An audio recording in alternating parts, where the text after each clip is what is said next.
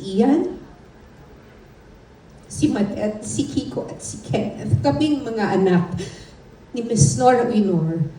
Maraming salamat po sa inyong lahat. Thank you. Mendoza, Dr. Mylene Mendoza, and Mr. Daniel Bautista. Accepting the award for Miss Felita Morales is Miss Jackie Lou Blanco.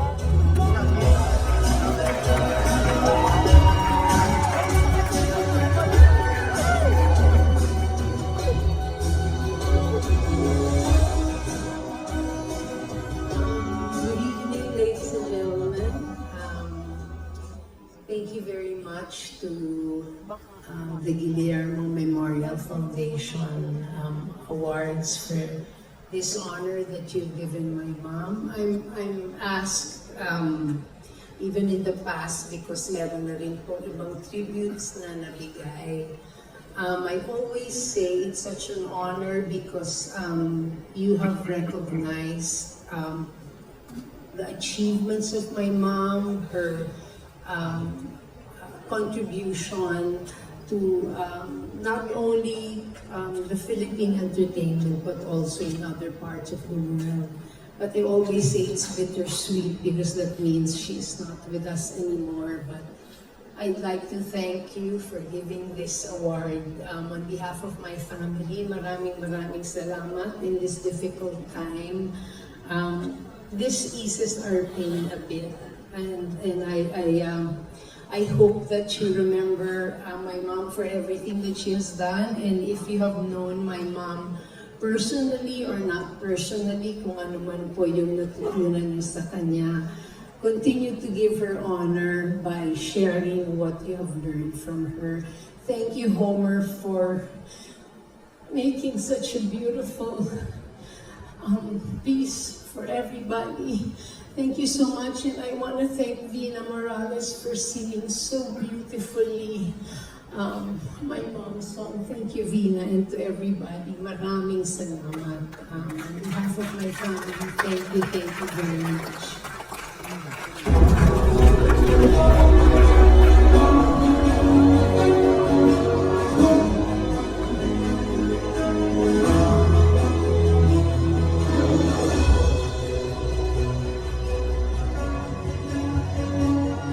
Multi-awarded TV and film actor, Ricky Davao.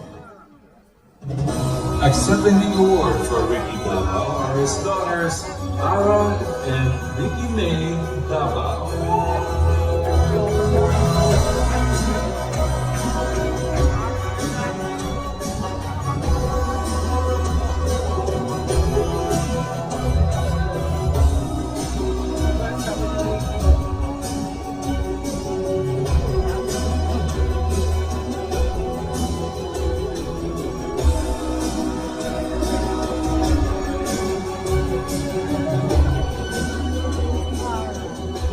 Good evening to everyone.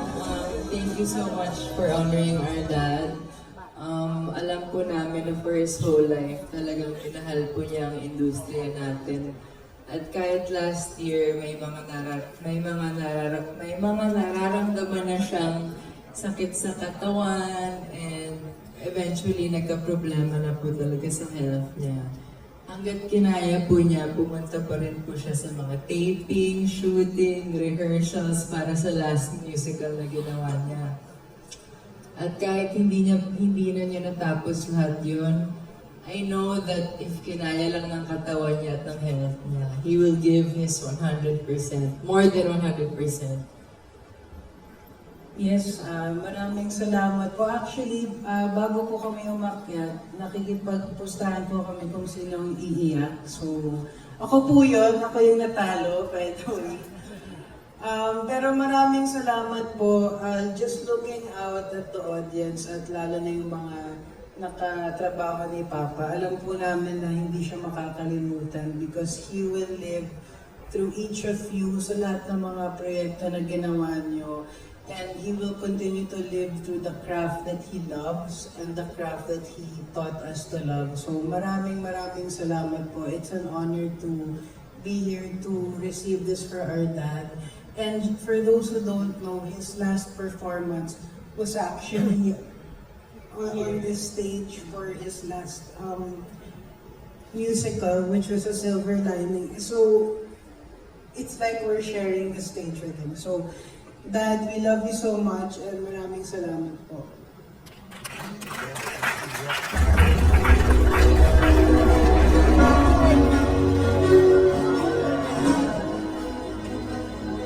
Queen of Philippine Cinema, Gloria Romero. Accepting the award is her grandson, Christopher Gutierrez.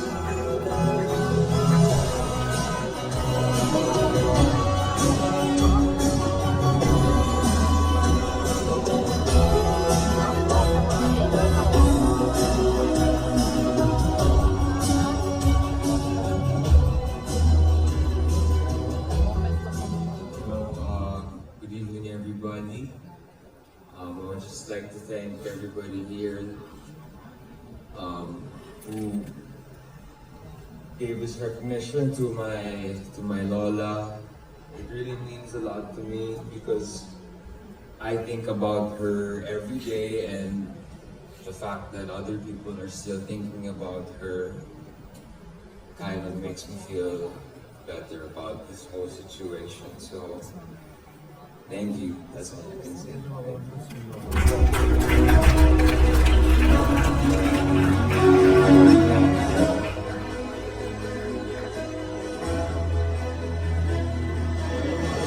OPM legend, Haji Alejandro. Accepting the award for Haji Alejandro are his daughter, Barney Alejandro, and granddaughter, Ariana.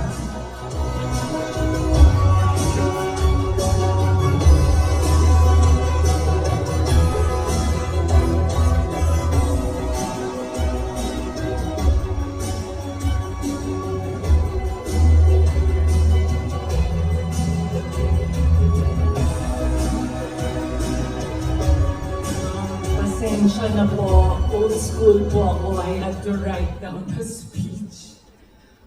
First, I would like to thank the Guillermo Mendoza Foundation for recognizing my dad, Haji Alejandro, for his contributions in the Filipino entertainment industry.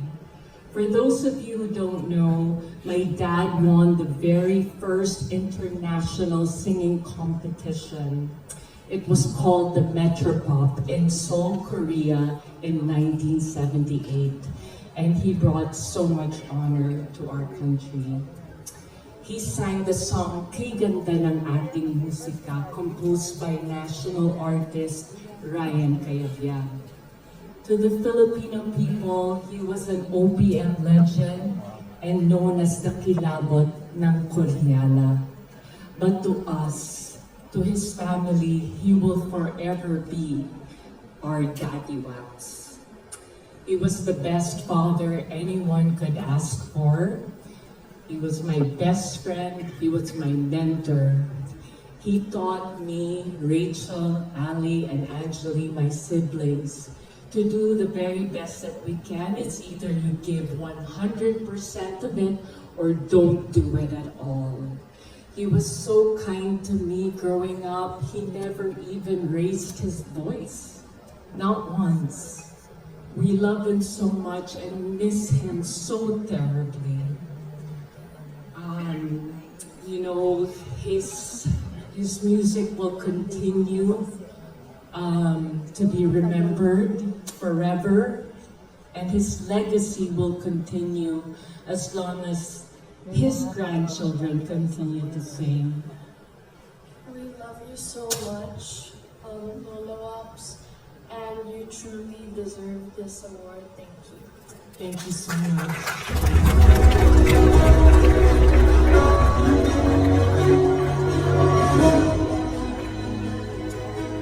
And the one and only superstar, national artist for film and broadcast arts, Nora Honor. Accepting the award from Miss Nora Honor is Miss Lotlot De Leon.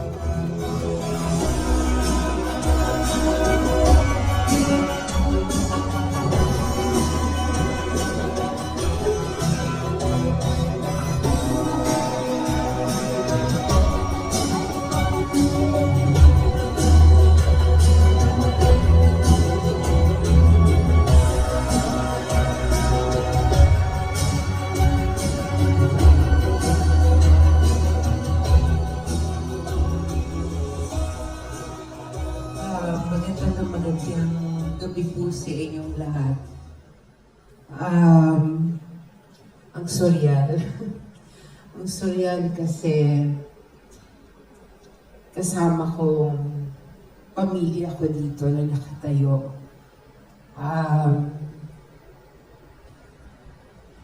It's only been 3 months, 2 months, nawala si Mami at si Mamita, si Kuya Ricky,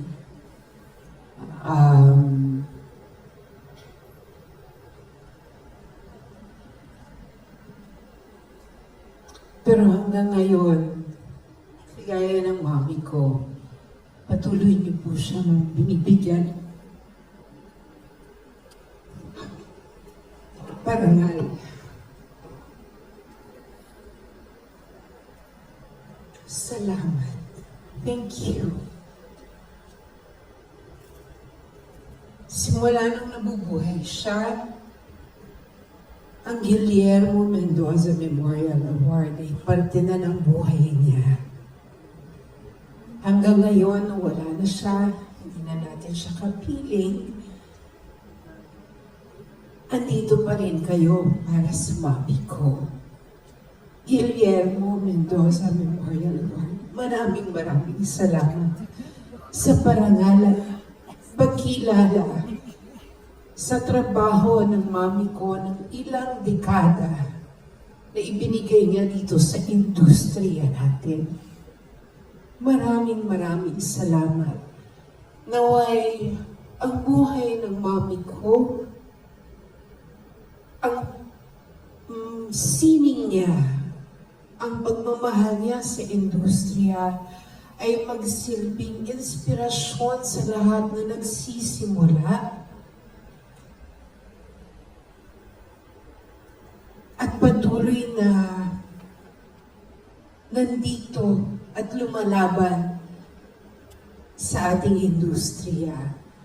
Naway ang buhay niya ay magsilbing inspirasyon na kahit sino ay pwedeng makamit ang kanilang pangarap basta patuloy na magsusumikap at talagang marunong makipagkapwa-tao at totoo sa sarili at laging marunong tumanaw ng utang na loob.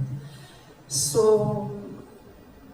ang dami ko pa pong gustong sabihin sa inyo, but mula sa akin at sa aming pamilya, sa aking mga kapatid, si Ian, si Madet, si Kiko at si Kenneth, kaming mga anak ni Miss Nora Winor, maraming salamat po sa inyong lahat. Thank you.